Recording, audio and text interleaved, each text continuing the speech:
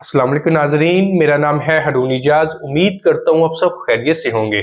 हमारे आका सल्लल्लाहु तआला अलैहि वसल्लम की बअसत से कई सौ साल पहले यमन के अंदर एक बादशाह रहा करता था।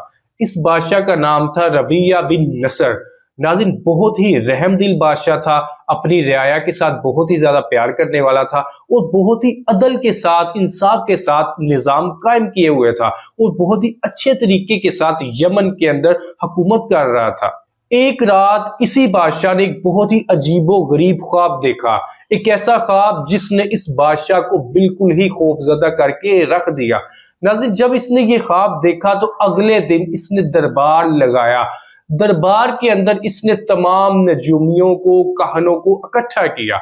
जब तमाम नजूमी और काहन इस बादशाह के दरबार में इकट्ठे हो गए तो बादशाह ने इससे कहा कि रात मैंने बहुत ही अजीबो गरीब ख्वाब देखा है जिसने मुझे परेशान करके रख दिया है, लिहाजा मुझे इस ख्वाब की ताबीर बताई जाए। नजूमियों और काहनों ने बादशाह से कहा कि ए बादशाह सलामत, आप अपना ख्वाब हमें बताइए ताकि हम आपको इसकी ताबीर बता सके। लेकिन बादशाह ने कहा कि इस मर्तबा मैं आपको अपना ख्वाब नहीं बताना चाहता, बल्कि आप खुद ही बताओ कि मैंने क्या ख्वाब देखा है, फिर इसकी मुझे ताबीर भी बताओ। जब लोगों ने, दरबारियों ने, नजूमियों ने ये बात सुनी तो बहुत ही ज्यादा हैरान हुए। उन्होंने कहा कि ए बादशाह सलामत, ऐसा नामुमकिन है, जब तक आप हमें अपना ख्वाब नहीं बताएंगे तो हम आपको इसकी ताबीर नहीं बता सकते। बादशाह ने जवाब दिया, नहीं, इस मर्तबा मैं ख्वाब नहीं बताऊंगा, तुम्हें खुद ही जानना होगा कि मैंने रात क्या ख्वाब देखा है, फिर इसकी ताबीर भी खुद ही बताओ। जब नजूमियों ने बादशाह का ये जवाब सुना तो उन्होंने कहा कि बादशाह सलामत, ऐसा बिल्कुल नामुमकिन है, हम ऐसा नहीं कर सकते। नजूमियों का ये जवाब सुनकर बादशाह सलामत बहुत ही ज्यादा गुस्से में आ गए और उन्होंने नाराज होते हुए अपने तमाम नजूमियों से, काहनों से कहा कि इस मर्तबा फिर तुम सजा के लिए तैयार हो जाओ। मैंने तुम्हें इसीलिए तो रखा हुआ है ताकि तुम मेरी खिदमत कर सको और मुश्किल मामलात में मेरी मदद कर सको, लेकिन तुम इस मर्तबा इनकार कर रहे हो, लिहाजा तुम सजा के लिए तैयार हो जाओ। जब बादशाह ने ये अल्फाज दोहराए तो इस दौरान वहां पर एक आदमी बैठा हुआ था। उस आदमी ने कहा कि बादशाह सलामत रुकिए, दो बंदे ऐसे हैं जो आपके इस काम को सरअंजाम दे सकते हैं, लेकिन ये दोनों के दोनों बंदे आपके इस महफिल में मौजूद नहीं है, लिहाजा अगर आप उन दोनों बंदों को अपनी महफिल में बुला लें तो आपका काम बहुत आसानी से हो सकता है। बादशाह ने यह सुनकर कहा कि उन दो बंदों का क्या नाम है और वो कहां पर रहते हैं। तो उस आदमी ने बादशाह से कहा कि इन दो बंदों का नाम है सती और शक। आप इन दोनों बंदों को बुलाएं तो वो आपके ख्वाब की ताबीर भी बताएंगे और आपको बहुत अच्छे तरीके से गाइड भी करेंगे। नाज़रीन, बादशाह ने ऐलान किया कि सतीह को भी बुलाया जाए और शक को भी बुलाया जाए। रवायात में आता है कि सतीह और शक उस वक्त के बहुत ही अक्लमंद इंसान थे। अल्लाह ताला ने इन दोनों को बहुत ज्यादा नॉलेज भी दिया हुआ था और बहुत ज्यादा अकल भी अता फरमाई हुई थी। नाज़रीन, सबसे पहले बादशाह के दरबार में सतीह को पेश किया जाता है।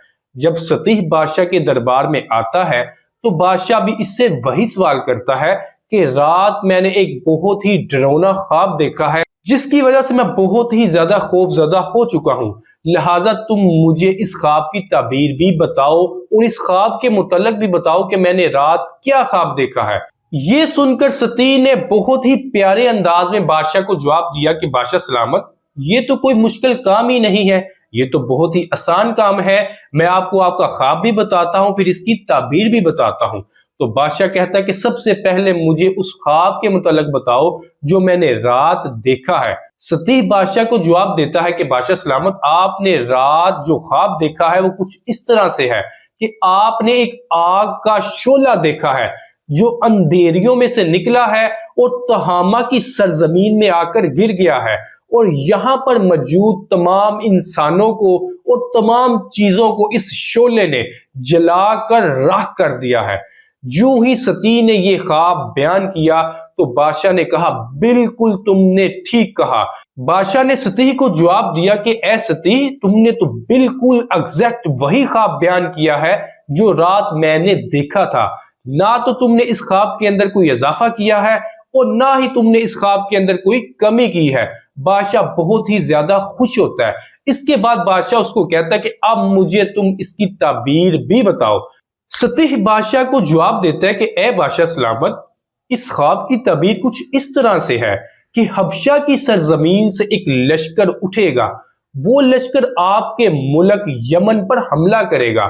حملے کے دوران وہ لشکر یہاں پر بہت ہی زیادہ تباہی مچائے گا، یہاں پر بہت ہی زیادہ انسانوں کو قتل کیا جائے گا اور یہاں پر تباہ و بربادی کرنے کے بعد اس کو بالکل ویران کر دیا جائے گا اور حبشہ سے آنے والا لشکر آپ کے اس سرزمین کے اوپر حکومت قائم کرے گا۔ بادشاہ جب خواب کی یہ تعبیر سنتا ہے تو وہ پہلے سے زیادہ خوف زدہ ہو جاتا ہے اور وہ سطیح سے کہتا ہے کہ اے سطیح، میں تو زیادہ خوف زدہ ہو گیا ہوں، لہٰذا مجھے مزید بتاؤ کہ یہ لشکر کب حملہ کرے گا؟ کیا یہ میری بادشاہت کے دوران حملہ کرے گا یا میری حکومت کے خاتمے کے بعد کرے گا؟ سطیح اس کو جواب دیتے ہیں کہ اے بادشاہ سلامت، آپ کی حکومت کے خاتمے کے 70 سال بعد حبشہ کا وہ لشکر آپ کی سرزمین کے اوپر حملہ کرے گا۔ یعنی جب آپ کی حکومت ختم ہو جائے گی تو اس کے 70 سالوں بعد حبشہ کا وہ لشکر آپ کی سرزمین کے اوپر حملہ کرے گا۔ یہ سن کر بادشاہ مزید پوچھتا ہے کہ اے سطیح، مجھے مزید بتاؤ کہ کیا حبشہ کا یہ لشکر ہمیشہ اس سرزمین میں رہے گا کہ وہ بھی یہاں سے چلا جائے گا؟ تو سطیح بادشاہ کو جواب دیتے ہیں کہ اے بادشاہ سلامت، جب آپ کی حکومت ختم ہو جائے گی اور آپ کی حکومت ختم ہونے کے 70 سال بعد حبشہ کا وہ لشکر آپ کی سرزمین کے اوپر حملہ کرے گا۔ حملہ کرنے کے بعد یہاں پر حکومت قائم کرے گا اور 70 سال تک حبشہ کا وہ لشکر اس سرزمین کے اوپر حکومت قائم رکھے گا۔ سطیح مزید بتاتے ہیں کہ 70 سال حکومت کرنے کے بعد عدن کے علاقے سے ایک اور لشکر اٹھے گا۔ وہ لشکر حبشہ کے اس لشکر کے اوپر حملہ کرے گا۔ عدن سے آنے والا وہ لشکر جس کے اندر سیف نامی آدمی بھی ہوگا، وہ لشکر حبشہ کے اس لشکر کو شکست فاش دے گا، بہت زیادہ تباہی مچائے گا۔ پھر وہ جو عدن سے آیا ہوا لشکر ہوگا آپ کی اس سرزمین کے اوپر حکومت قائم کرے گا۔ یہ سننے کے بعد بادشاہ مزید سطیح سے پوچھتا ہے کہ اے سطیح، مجھے مزید بتاؤ کہ اس کے بعد کیا واقعات رونما ہوں؟ کیا ہمیشہ کے لیے شاہ عدن یہاں پر بادشاہت قائم رکھے گا یا اس کے بعد کوئی اور بھی یہاں پر آ کر حملہ کرے گا؟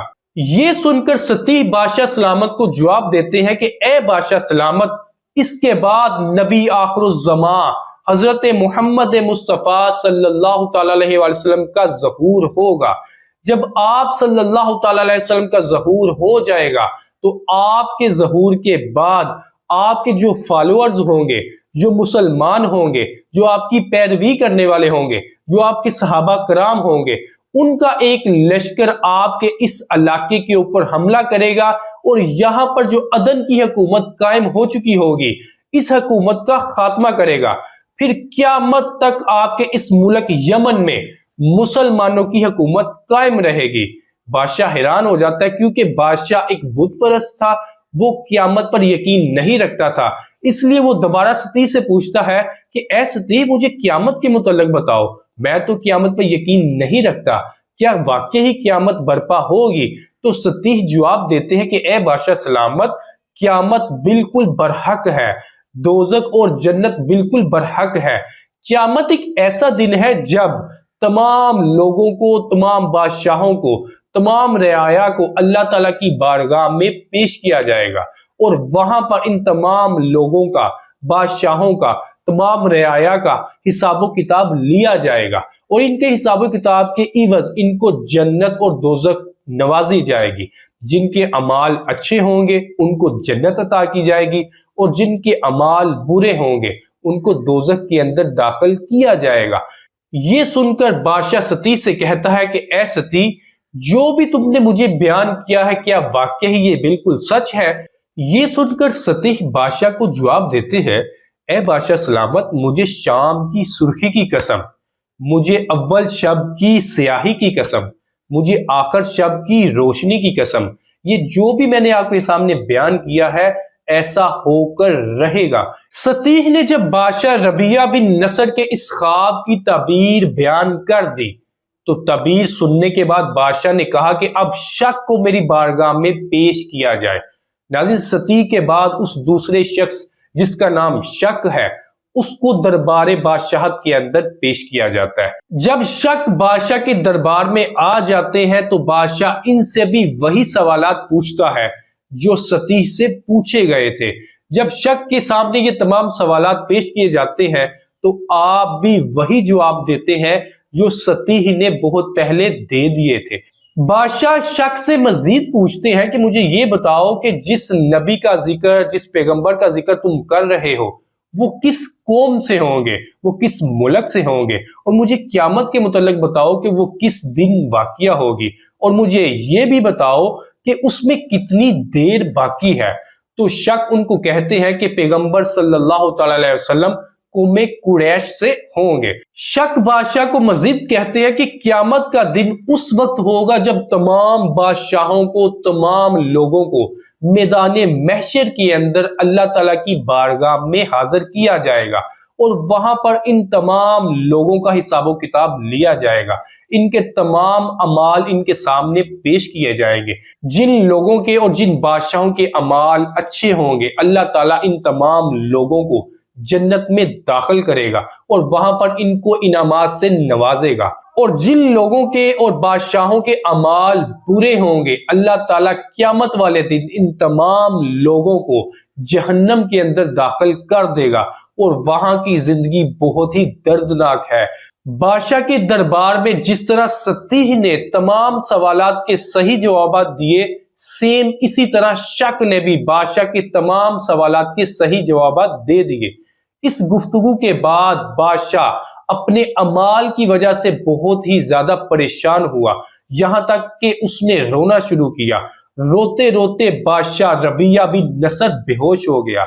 जब उसको होश आया तो उसने कहा कि मैं अपने तमाम अमाल से तौबा करता हूं, मैं आज से बुत परस्ती छोड़ता हूं और आने वाले उस नबी जो मेरे बाद इस दुनिया के अंदर तशरीफ ला रहे हैं मैं उसके ऊपर ईमान लाता हूं और आज से बुत परस्ती तर्क करता हूं।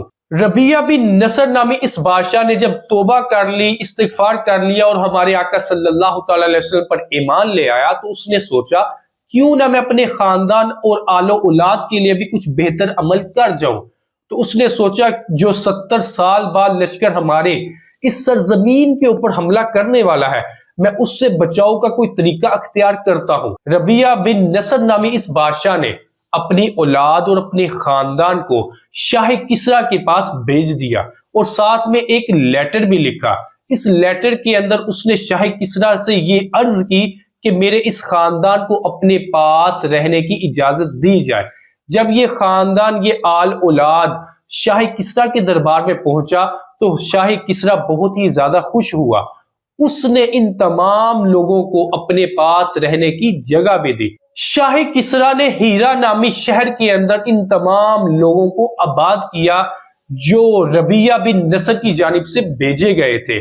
शाह किसरा ने इन तमाम जमीनों को इस खानदान के नाम अलाट कर दिया। हीरा नामी ये शहर किसरा की बादशाहत के अंदर दरियाए फुरात के किनारे आबाद था। रबिया बिन नसर की जानिब से भेजे गए खानदान को शाह किसरा ने इसी शहर के अंदर आबाद किया। कहते हैं कि शाह किसरा ने इन तमाम इलाकों का कंट्रोल बादशाह के इसी खानदान के हैंड ओवर कर दिया। और ये भी कहते हैं कि नुमान बिन मंजर नामी बादशाह जो बाद में हुआ है, नाज़रीन कहते हैं कि वो बादशाह भी रबिया बिन नसर की औलाद में से ही था जिसने इस इलाके के अंदर काफी देर तक हुकूमत भी की। नाज़रीन ये था वो ख्वाब जो रबिया बिन नसर ने आज से कई हजार साल पहले देखा था। इस ख्वाब के अंदर बहुत से राज छुपे हुए थे जिनमें से एक राज ये भी था कि आने वाले वक्त में अल्लाह ताला के एक आखिरी नबी सल्लल्लाहु अलैहि वसल्लम भी इस दुनिया के अंदर तशरीफ लाने वाले हैं और उनका ताल्लुक कौमे कुरैश से होगा और वो एक ऐसे मजहब से ताल्लुक रखेंगे, उनके जो फॉलोअर होंगे, उनके जो सहाबा कराम होंगे वो यमन के अंदर भी एक हुकूमत कायम करेंगे।